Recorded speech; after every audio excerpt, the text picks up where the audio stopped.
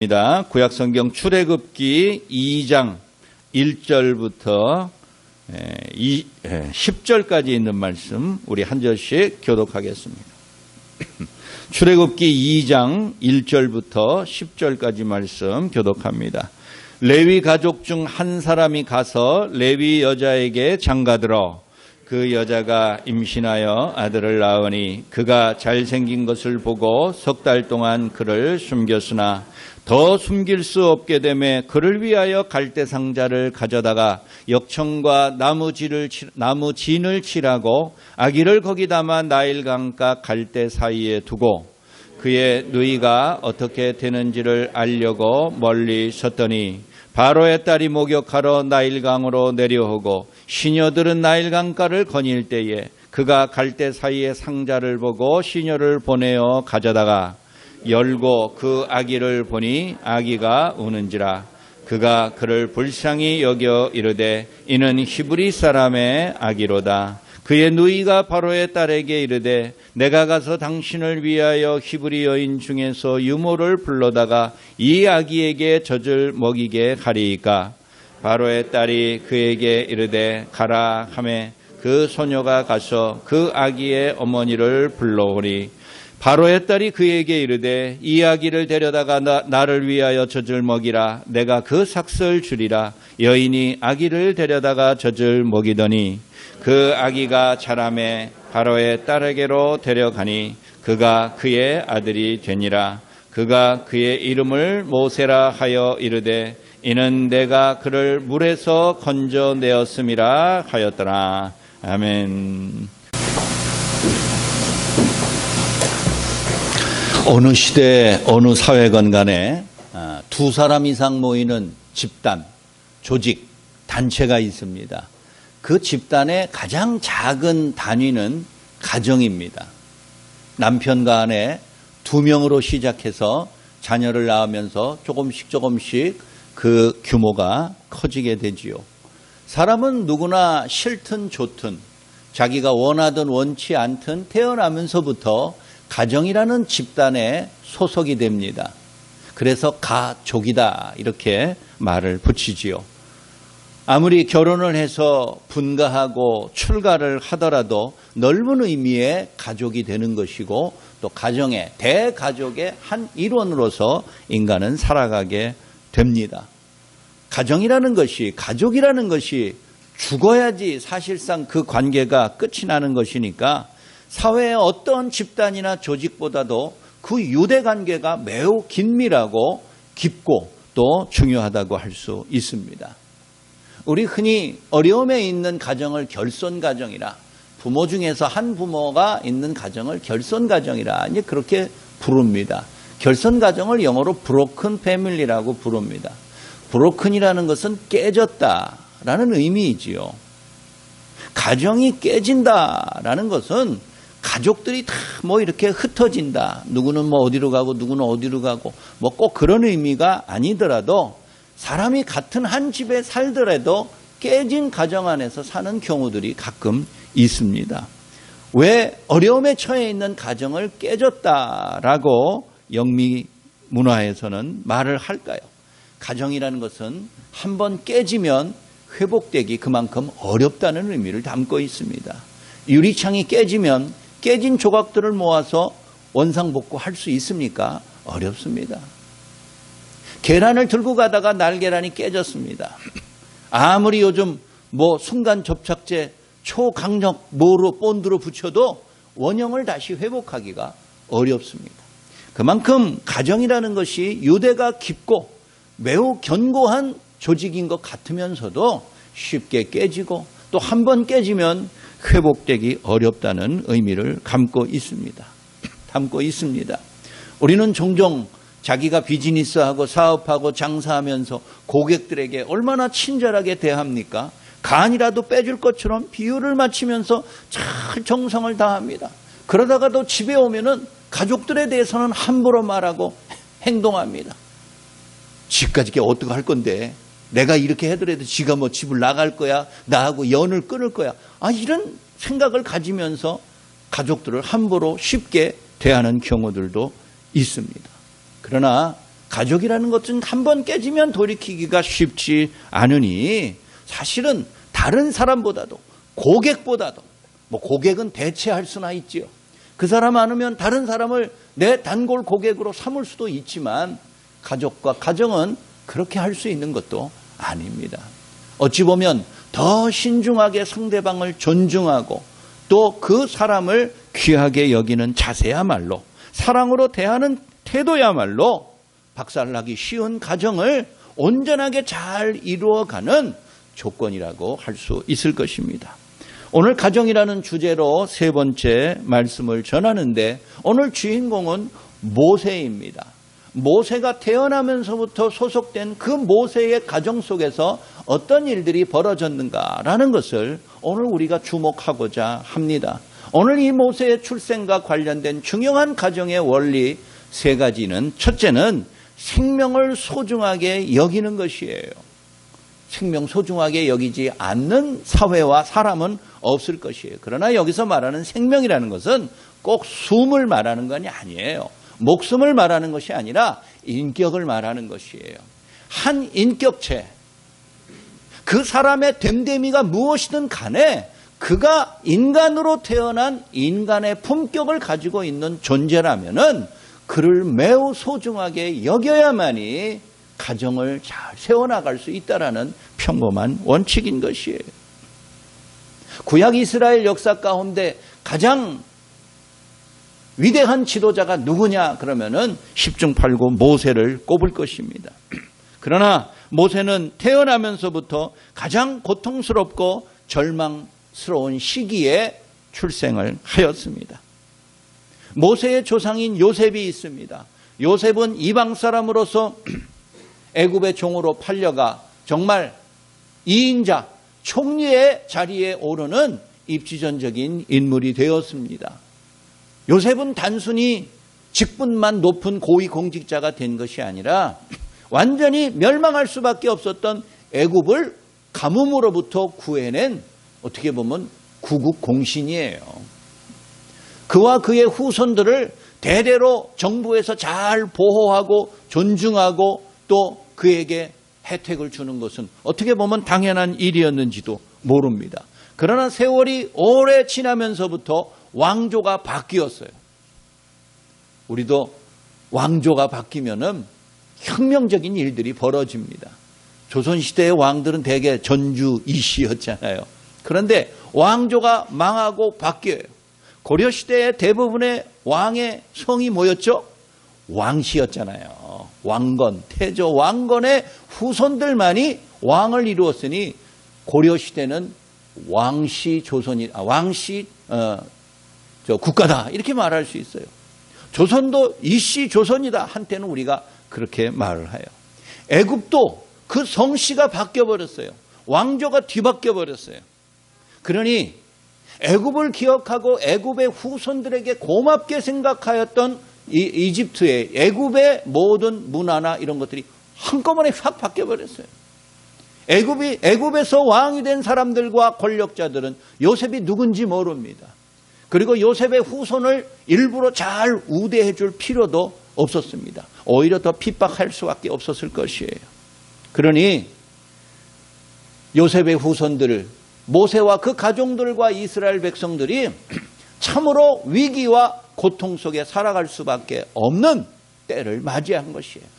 모세가 하필이면 그런 때 태어났어요.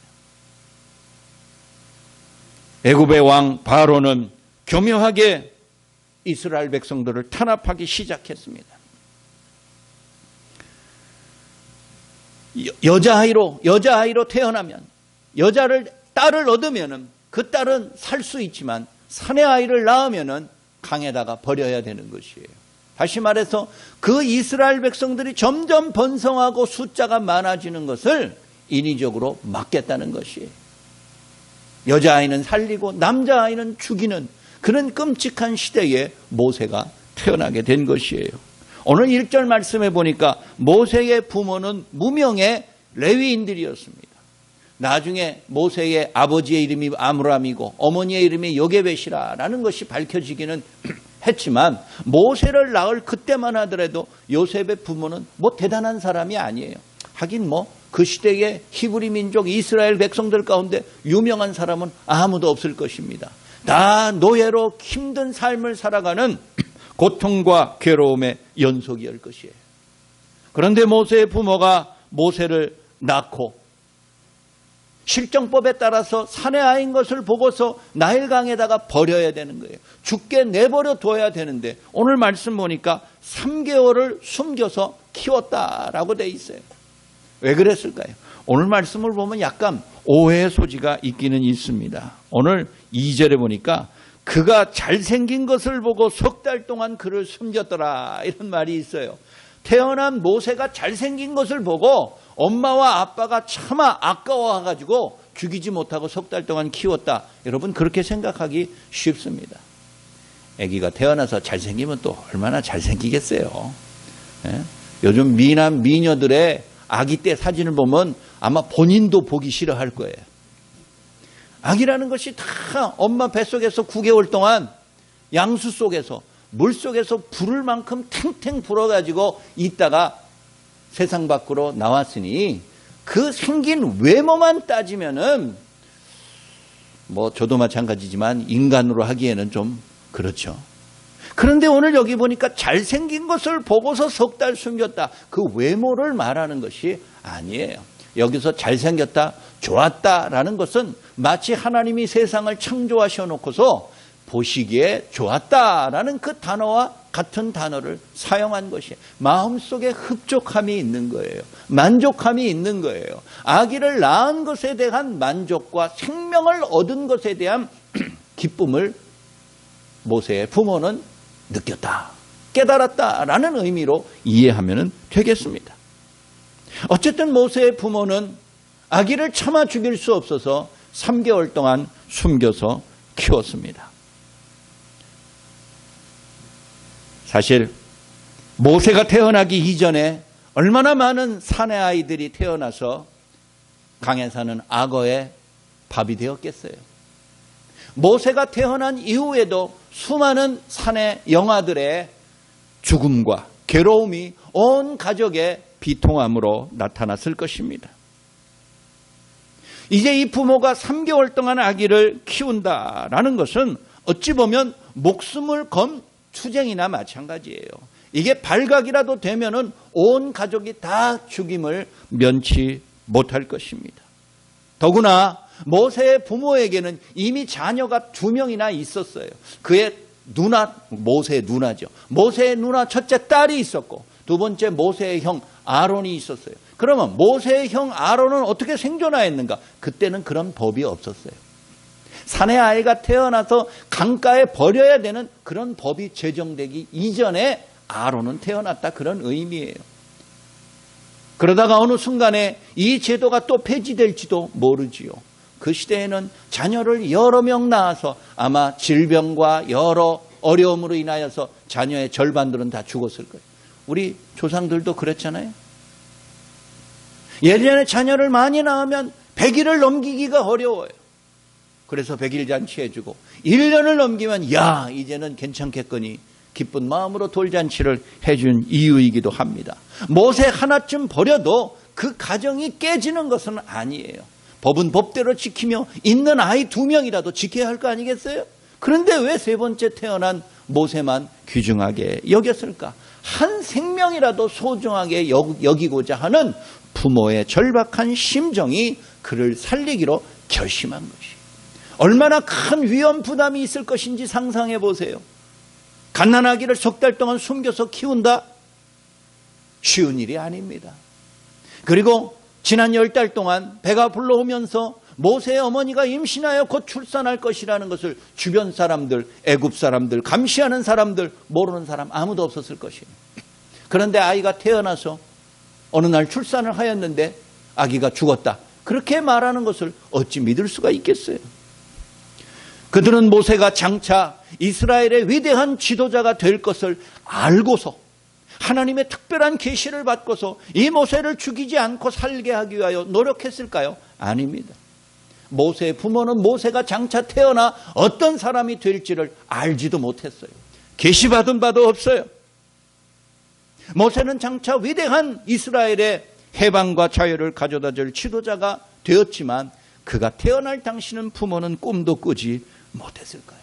그럼에도 그들은 이 위험 부담과 이 고난과 절망의 때에서도 한 생명을 소중하게 여겨요. 아니, 이미 자녀가 2명이나 있다니까요. 그리고 나중에 때가 돼서 법이 폐지되면 모세 말고 다른 자녀를 또 낳으면 되는 그냥 그런 시대의 사람들이에요. 모세 하나를 귀하게 여길 필요는 없었다, 그런 말이에요. 그러나 이 어머니와 이 아버지는 또 한 명의 생명과 한 인격체를 소중하게 여겨서 어떤 위험과 어떤 고난과 두려움도 극복하고자 하는 용기와 믿음이 있었다는 것이에요. 대부분의 야생동물 보면은 한꺼번에 여러 마리의 새끼들을 낳아서 키웁니다. 그러나 그 모든 새끼들을 다 건강하게 잘 성체가 될 때까지 키우냐? 아닙니다. 야생동물들의 본성상 그 중에 몇 마리 강한 놈들만 살아남고 나머지 약한 새끼들은 사실상 죽게 내버려둬요. 그게 동물의 본성이에요. 강한 것들만 살아남고 약한 것들은 죽게 만드는 거예요. 그게 비정한 동물의 세계예요. 우리 적자 생존이란 말을 들어봤죠? 자연도태란 말을 들어보셨죠? 진화론적인 가장 중요한 이론 가운데 하나입니다. 적자, 택함받은 강한 놈들만 생존할 수 있다. 자연도태, 약한 것들은 내버려둬도 자연스럽게 도태되어서 없어져 버린다. 그게 진화론의 가장 중요한 이론을 떠올릴지 모릅니다. 아이들도 마찬가지라는 거예요.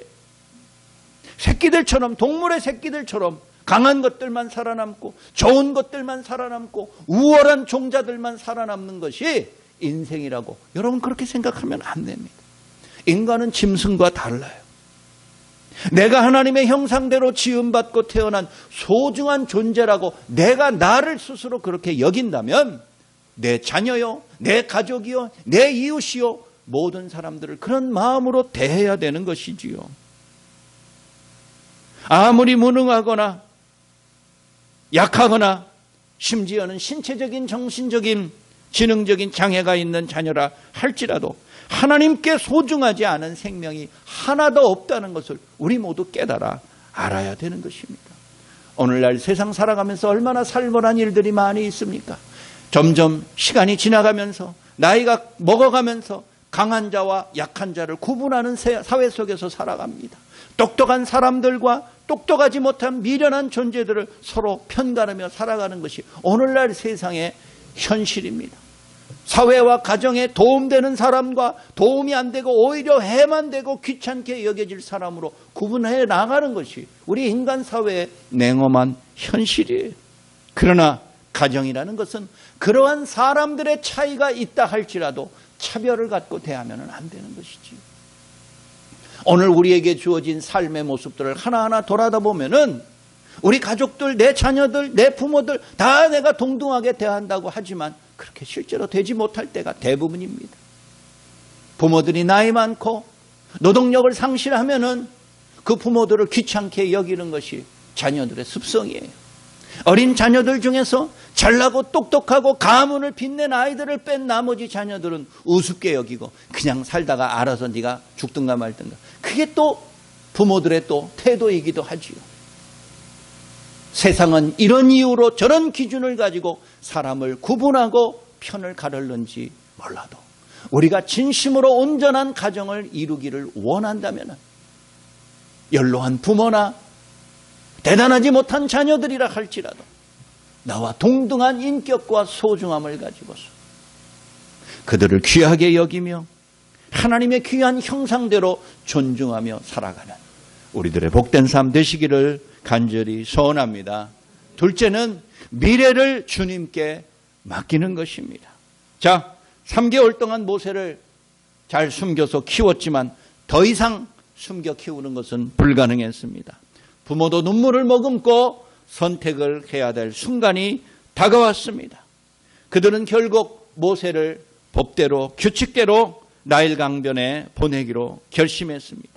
그러나 그와 같은 생각은 하다 안 되니까 더 이상 이제는 나도 할 만큼 했다. 그렇게 해서 포기하는 것이 아니에요.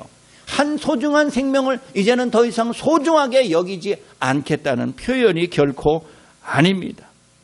부모들은 어린 모세를 나일 강변에다가 그냥 유기하지 아니하고 정성스럽게 갈대로 상자를 만들었습니다. 너무 무거우면 가라앉고 너무 가벼우면 날아갈 것이니 그때 적당하게 사용할 수 있는 것이 갈대를 여러 개로 엮어서 아기가 들어갈 만한 바구니를 만드는 것이에요. 그 상자를 만들고 그 갈대와 갈대 틈새가 있잖아요. 글로 물이 들어오지 못하도록 역청과 나무진, 소나무의 송진 이런 거 있잖아요. 그런 진을 정성스럽게 발라서 물이 침투하는 것을 막았습니다. 조금이라도 몇 시간이라도 며칠이라도 아이가 더 생명을 유지하기를 바라는 마음으로서 했을 것입니다. 아이에 대한 더 이상의 미련과 기대가 없었다면 그렇게까지 할 필요도 없는 것이에요. 그냥 남들이 하는 대로 강가에다가 어디다가 내버려 놓고서 그냥 돌아서면 끝이었을 것이에요. 그러나 갈대나마 상자로 만들고 정성스럽게 그 갈대에 물이 들어오지 않도록 만든 것은 매우 중요한 사실이 있습니다. 그게 뭐냐? 모세 부모가 어린 모세를 담아서 물 위에 놓아들 그 상자, 갈대 상자, 오늘 말씀이 있어요. 갈대 상자 3절에 그렇게 돼 있어요. 그 상자라는 단어가 창세기 6장 14절에 나오는 단어와 딱 한 번 같이 사용했어요. 구약성경 전체에 수십만 개의 단어가 나오는데 이 상자라는 단어가 단 2번 나와요. 창세기 6장 14절과 오늘 여기 출애굽기 2장 3절에 창세기 6장 14절에는 뭐가 나오는지 아십니까? 방주가 나와요.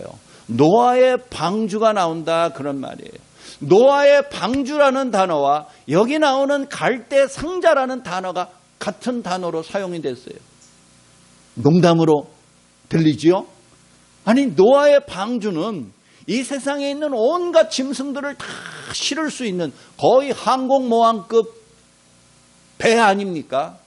축구장 서너 개 이상이나 되는 그 크고 그 넓은 방대한 방주를 지었는데 그 노아의 큰 배인 방주와 여기 이렇게 바람 불면 날아가고 뒤집힐 듯한 작은 허약한 허접한 갈대 상자하고 무슨 상관이 있고 무슨 의미가 있는가? 여러분 그렇게 생각하기 쉬운데 두 단어가 같은 단어로 사용됐다니까요. 이게 중요해요. 그냥 우연의 일치인가요? 아닙니다. 결코 아니에요. 모세의 부모는 노아가 방주를 지으며 그 방주 사이의 틈새를 역청으로 잘 칠했던 것처럼 같은 마음과 심정을 가지고 갈대 상자를 짓고 그 갈대 상자의 틈에 역청을 가지고서 잘 바르고 페인트 칠을 했다는 것이에요. 방주가 아무리 크더라도 아무리 오랜 시간 짓더라도 망망대해에 갖다 놓으면 그냥 흘러가는 나뭇잎과 똑같아요. 그 거대한 파도와 그 끝없는 바닷속에서 노아의 방주가 얼마나 대단한 역할을 하긴 했겠어요. 얼마든지 한순간에 뒤집어질 수 있고 어느 한순간에 물이 침투하기 시작하여서 침수되면 그냥 침몰하는 것이 노아의 방주였을 것이에요. 망망대해 속에서는 노아의 방주나 갈대 상자나 다 허접한 것들이고 다 절망에 빠져있는 나뭇잎에 불과한 것들에 불과한 것이었습니다. 그러나 하나님은 그 방주를 통해서 세상을 살리셨어요. 하나님은 그 방주와 약한 방주를 통하여서 멸절시키고자 했던 세상을 다시 뜻을 돌이키셔서 구원하시는 기회를 주셨어요. 오늘 여기 보니까 한 갈대 상자 몇 시간 지나지 않아서 며칠 지나지 않아서 결국에 가서는 뒤집어지고 물이 들어와서 흔적도 없이 사라져버릴 그러한 것을 통하여서 하나님은 위대한 그 백성들의 구원의 계획을 세워나가고 있었다는 것이에요. 모세의 부모는 갈대 상자를 만들면서 과연 하나님이 이 아이의 미래를 어떻게 행할 것인지 알 수가 없었어요. 살 것인지 죽을 것인지. 하나님이 정말 기적같이 이 아이를 살리면 어떤 방법과 과정을 통해서 살릴 것인지 도무지 알 재간이 없었어요. 그러나 그 아이의 미래를 하나님께 맡긴 것입니다. 맡긴다는 것이요. 하나님 알아서 하세요. 그냥 나는 그냥 기도만 하고 눈 딱 감고 있을 테니까 알아서 하세요. 그냥 이렇게 무책임하는 것이 아니에요. 자기가 할 수 있는 일을 최선을 다하는 거예요. 갈대 상자를 만들고 그 틈새를 메우고 그 아이가 어떻게든지 생존할 수 있도록, 그리고 그의 미래가 하나님 손에 의해서 마지막 순간에 선한 길로 인도함 받기를 간절히 소망하는 마음으로서 갈대상자를 지었고 만들었고 아이를 그 안에 담아 놓았습니다. 저는 이 말씀을 볼 때 우리 복음의 진수라고 말할 수 있는 산상수훈에 나오는 마태복음 6장에 그 유명한 예수님의 말씀이 떠오릅니다. 공중에 나는 새를 보라. 들에 피는 백합화를 보아라. 아궁이에 던져진 들풀도 하나님이 이렇게 아끼시거든. 하물며 너희일까 보냐. 믿음이 작은 자들아. 예수님이 제자들을 모아놓고 그렇게 말씀하셨어요. 이 세상에 날아다니는 수억 마리의 참새들도 하나님의 뜻이 아니면 이 땅에 떨어져 죽지 않는다는 거예요. 들에 피는 꽃 한 송이가 며칠이나 가겠어요? 그러나 하나님의 뜻이 아니면 그것도 지지 않는다는 거예요. 아궁이성에 들어가 있는 이름 없는 들풀도 다 불쏘시개가 돼서 사라지지만 하나님이 그것들조차도 아끼며 소중하게 여기면서 그 창조주의 심리예요. 하나님 아버지가 갖고 있는 특별한 사랑과 자비예요. 그런 것들도 하나님이 귀하게 여기시는데 하물며 그의 형상대로 뜻을 갖고서 창조하신 우리 인간일까 보냐, 너희일까 보냐. 그리고 그 마지막 말씀, 이 믿음이 작은 자들아. 믿음이 작은 자들아. 갈대상자 만들면서 이제는 끝났구나. 내가 할 도리는 다 했다. 그냥 그 정도로 끝나는 게 아니에요. 그의 미래를 맡기는 거예요. 어떻게 하나님이 인도하시고 계획하실지는 감히 상상할 수 없지만 천하보다 귀하다는 한 인생을 살리고자 하시는 하나님의 계획과 선하신 능력과 완전하신 사랑을 모세 부모들은 믿었어요.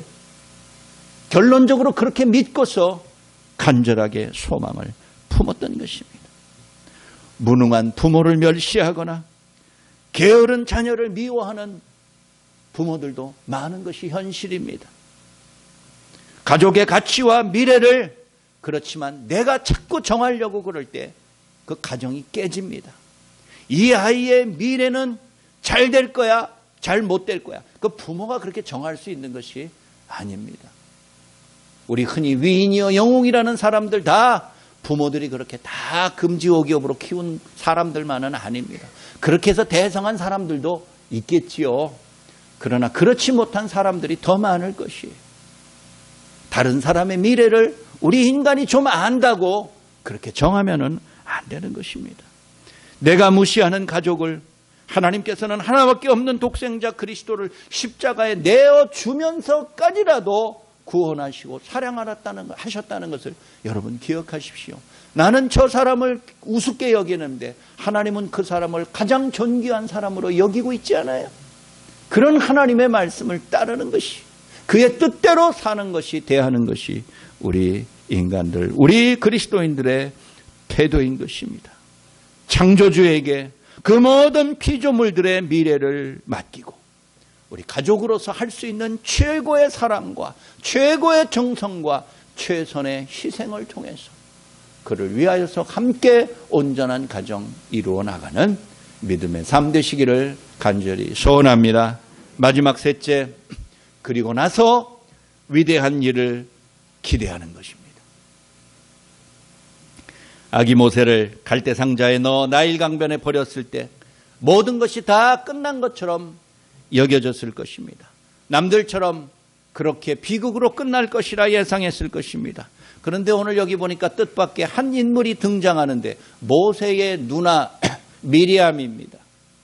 미리암이 몇 살인지는 정확히 모르지만 그 당시 관습으로 보면 한 대여섯 살쯤 되었을 것입니다. 미리암이 첫째 아이고 아론이 둘째 아이입니다. 그렇게 어린 미리암이 막내 동생 모세가 갈대상자에 담겨져서 나일 강변의 숲속에, 그 수초 속에 놓여진 것을 잘 주시하고 있었습니다. 물론 부모가 그렇게 시켰을 것입니다. 저 동생을 잘 주시해 보아라. 내가 가서 할 수 있는 일은 아무것도 없지만 그 아이가 네 동생이 어떻게 되는지 잘 한번 주시해 보아라. 분명히 그랬을 것입니다. 그때 때마침 애굽의 왕 바로의 딸이 그곳에 목욕하러 왔다가 이 상자를 발견하였습니다. 모세의 부모는 이와 같은 것을 알고 있었을까요? 바로의 딸이 여기 때가 되면 목욕하러 오는 것을 알고서 일부러 그 근처에다가 그 아기를 거기다가 데려다 놓았을까요? 그랬을지도 모릅니다. 그러나 그렇든 말든 중요한 것은 그래봤자 아무 소용도 없다는 것이에요. 아무리 노력하고 원하는 대로 해서 바로의 딸의 공주의 눈에 그 아이가 띄었다 할지라도 그 아이를 데리고 가라는 보장이 없어요. 바로의 공주가 아이를 원했다면 왜 하필 노예 자식을 원하겠어요? 오늘 여기 말씀 보니까 그 아이를 보고서 대번에 알아보았어요. 이 아이는 히브리 아이의 어린 아기구나. 금방 알아봤어요. 노예의 후손이라는 거예요. 이 권력자의 딸 정도 되면 아기를 원하면 자기와 같은 애굽 사람들 중에서 아이를 입양하는 것쯤이야 식은 죽 먹기지요. 뭐하러 이름도 알지 못하고 뜻도 모르는 남의 종족의 자식을 데려오겠어요? 그냥 그건 알아서 처리하고 내버려 두면 되는 거예요. 사람의 계획대로 될 수 있는 것이 결코 아니에요. 그럴 때 누나 어린 미리암이 용감하게 바로의 딸에게 나아가서 이 아기를 키울 수 있는 젖이 나오는 유모를 내가 알고 있습니다. 그 사람을 소개해 올릴까요? 참 어린아이시고도 당돌하지요.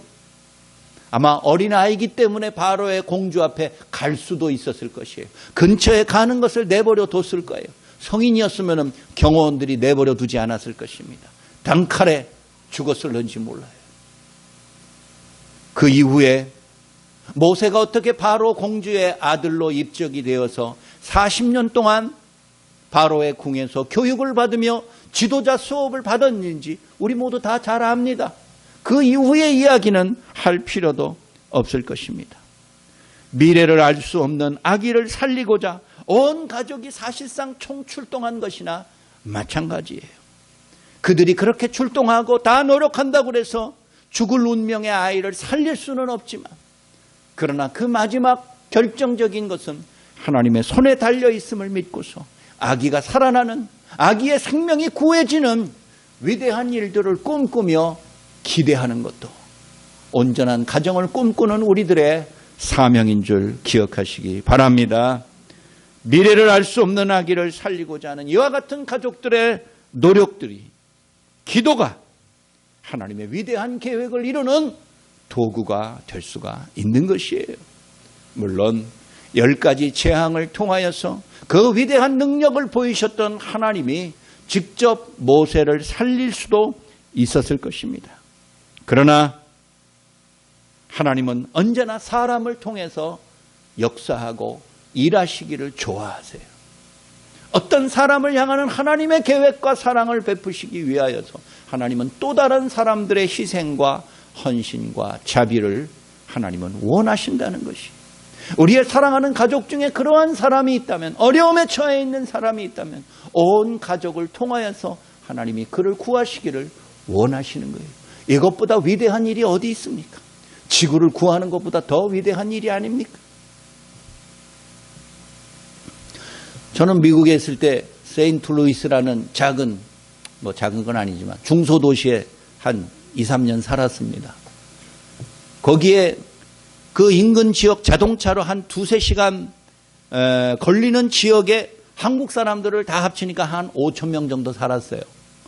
적은 인원은 아니지만 또 그렇다고 많은 인원도 아니죠. 거기에 한국 학교가 있었어요. 토요일만 되면은 그 부모들이 자기 한국 자녀들 한국말을 모르니까, 한국 문화를 모르니까 그 한국 학교에 자기 자식들을 보내서 한글을 배우게 했어요. 그때 저하고 제 아내가 거기 선생으로 토요일마다 가서 아이들을 가르치는 거예요. 그런데 그 가족 중에, 거기 찾아오는 아이 중에 한 한국 여자아이가 있었어요. 한 10살쯤 됐던 것 같아요. 내가 가르친 아이가 아니라 이름도 잘 기억은 안 나요. 근데 한국애예요. 그런데 그의 부모는 놀랍게도 미국인들, 백인들이에요. 한국 아이를 입양을 한 것입니다. 그런데 그 세인트루이스 중심가에 사는 게 아니라 2시간 이상 저 남쪽으로 시골에 살아요. 그런데 이 부모에게 자식이 없었냐? 있었어요. 아들이 하나 있었어요. 당연히 백인이지요. 백인 오빠가 있고 이 한국인 여자아이가 입양하여서 가족이 4명이 그렇게 사는 거예요. 그런데 그 부모가 이 아이를 그 한국 학교에 보내는 거예요. 매주 토요일마다 온 가족이 총출동해가지고 이 아이를 2시간 이상 운전해가지고 한국 학교에 데려다 놔요. 저 같으면은 그 정도의 열심히 있으면 아이를 데려다 놓고 어디 가서 아침 먹고 커피 한잔하고 이제 점심 12시쯤 되면 파하니까 그때 애를 데리러 갈 텐데 그 부모가 놀라워요. 자기들도 한국어를 배워요. 그리고 아무 상관없는 자기 아들, 그 백인 오빠까지도 한국어를 배우게 만들었어요. 그러니까 4명의 가족들이 다 와서 한국어를 배우는 거예요. 그 왜 배웁니까? 당신들은 굳이 배울 필요 없는데 그랬더니 이 아이와 한국어로 소통하기 위하여서 온 가족이 다 배우고 있다는 거예요. 그게 얼마나 놀랍습니까? 이 한국학교 선생들이 다들 감동했어요. 야, 저런 사람도 있구나. 이 어린 여자아이가 어렸을 때는 몰랐는데 이제 유치원 가고 초등학교 들어가면서 보면서 뭘 발견했냐. 자기 마을과 자기 학교에는 아시아인이 자기 혼자라는 걸 그때 깨달은 거예요. 어렸을 때는 그런 걸 모르고 살았어요. 그런데 이제 아이가 점점 나이가 들면서 학교에 가서 보니까 외모가 차이가 나기 시작하는 거예요. 자기 혼자만 다르게 생긴 거예요. 흑인도 없었다는 거예요. 백인들만 큰 덩박을 바는데 아시아인의 여자가 딱 하나 있어요. 그거 얼마나 큰 문화적인 충격이겠어요. 이제 그거로 인하여서 아이가 불안해하고 힘들어하니까 부모가 결단을 내린 거예요. 그리고 2시간 넘게 토요일마다 오는 거예요. 오고 가고 사실은 하루가 다 없어지는 거예요. 보통 일이 아니에요. 그런데 어느 날 겨울에 폭설이 내렸어요. 그 지역은 눈이 잘 오지 않는 남쪽 지역이에요. 기껏 해서 와봤자 뭐 잠깐 내렸다가 몇 분 만에 녹아 없어지는 거예요. 그래서 눈이 2인치, 3.5cm 이상 정도 눈이 오면은 도시 전체가 거의 마비가 돼요. 왜? 제설 차량이 없어요. 1년 가봐야 눈이 거의 오지도 않고 와봤자 금방 녹는데 뭐하러 그 수많은 제설 차량을 준비해놓고 운영 비용 들어가고 그럽니까? 그러다가 어느 해에 진짜 폭설이 내렸어요. 막 10cm 이상 이렇게 오니까 도시 전체가 거의 마비가 돼요. 관공서가 다 폐쇄가 돼요. 학교도 다 휴교예요. 무조건 몇 인치 이상, 2인치 이상 오면 학교 다 휴업이에요. 그런데 토요일에 폭설이 내렸어요. 우리 선생들은 좋아하죠. 야, 오늘 휴교야, 휴업. 그래도 돈은 돈대로 받죠. 아침에 교장 선생님한테 전화가 와요. 선생님, 오늘은 폭설로 인해서 학교 전체가 다 휴교가 됐습니다. 오지 마세요. 우린 좋죠. 그래서 각 아이들한테 다 이렇게 전화로 하라고 해가지고 내가 가르치는 아이들 그 부모한테 쭉 아침부터 새벽부터 전화를 해가지고 오늘 오지 말아라. 그렇게 했어요. 그런데 문제가 생긴 게 그 시골에 사는 그 여자 한국아이 가정에 연락이 안 된 거예요. 왜? 아침 일찍 출발했거든요. 그때는 전화를 해도 전화를 안 받은 거예요. 휴대폰이 없던 시대래. 그런데 설마 이 폭설에 2시간 넘게 차를 몰고서 9시까지 올 수 있느냐. 그거 불가능하다고 생각하고 그 선생님이 가볍게 여기고 그냥 포기한 거예요. 뭐 달리 방법도 없대. 그런데 왔어요. 부모가. 거의 11시쯤 끝날 때쯤 돼서 온 거예요. 아무도 없는데 온 거예요. 그래서 놀라가지고 교장 선생님이 교사들한테 다시 연락해서 다 나와라. 그래서 우리 선생들만 갔어요. 우리도 가는데 힘들었어요. 그걸 보고 얼마나 감격스러웠는지 몰라요. 저는 그 아이의 이름도 잘 기억이 안 납니다. 성도 잘 모르겠어요. 그러나 한 아이를 위하여서 그 아이가 불안하게 어린 시절을 성장하면은 정서적으로도 위험해진다라는 생각에 그 아이를 향한 그 부모와 그 오빠와 그 가족들 전체의 희생은 나는 지금도 잊을 수가 없어요. 아마 그 아이가 그때 10살이었으니까 그때가 2000년도죠. 20년 됐군요. 나이 30살쯤 됐겠군요. 그 아이도 커서 결혼하여 가정을 이루었을 것입니다. 백인과 결혼했는지 한국인과 결혼했는지 알지 못하지만 분명히 그와 같은 마음을 갖고 있는 부모와 가족들의 희생이었다면 그 아이의 일생은 위대하게 클 것입니다. 유명하지는 못하고 영웅인 되지는 못한다 할지라도 그의 삶이, 그의 생애가 얼마나 위대하게 아름답게 복되게 클 것인지 나는 지금도 확신해. 사랑하는 여러분, 말씀을 마칩니다. 우리나라만 하더라도 1년에 얼마나 많은 남녀가 만나서 결혼하고 가정을 이루고 자녀를 낳습니까? 가정이라는 단어도 사랑이라는 단어처럼 너무 흔해 빠진 지 오래입니다. 그러나 그 모든 가정들이 다 온전한 가정을 이룰 수 있습니까? 결혼만 하면 가정이 이루어집니까? 자녀만 낳는다고 해서 가정이 다 행복하고 달콤한 가정이 됩니까? 얼마나 많은 수고와 노력과 희생이 뒤따라야 그 가정이 온전해지는 거 우리 모두 다 체험적으로 압니다. 저절로 내버려 둔다고 자녀가 크는 것 아닙니다. 밥만 먹이고 봉양한다고 해서 부모가 행복한 거 아닙니다. 다 자기 자신의 이익을 주장하고 편리함을 추구할 때 가정은 서서히 깨지기 시작하는 거예요. 사랑하는 여러분, 합력하여 헌신하지 않으면 온전한 가정 세우기 더 힘들어져 가는 세상입니다. 모세의 출생과 관련된 이 작은 사건 속에서 가정의 소중함, 가족들의 희생과 헌신, 생명과 한 인격체에 대한 끝까지의 노력이 얼마나 귀한 일인지 모릅니다. 우리의 가정들이 다 이름난 소문난 가정은 아니라 할지라도 오늘 말씀이 우리에게 가르쳐 주신 이 귀중한 원리를 잘 되새기면서 내 자식이 좀 못나 보여도 내 연로한 부모들이 이제는 무능해 보여도 그러나 하나님이 내게 주신 최고의 선물과 은혜의 통로로 여기시고 존중의 마음을 가지고 여러분들의 복된 가정 끝까지 세워나가시기를 주의 이름으로 축원합니다. 자비로우신 아버지 하나님, 은혜와 사랑을 생각하며 감사합니다. 우리에게 주신 가정이 남들과 끊임없이 비교됩니다. 그들에 비하면 우리는 아무것도 아니요. 내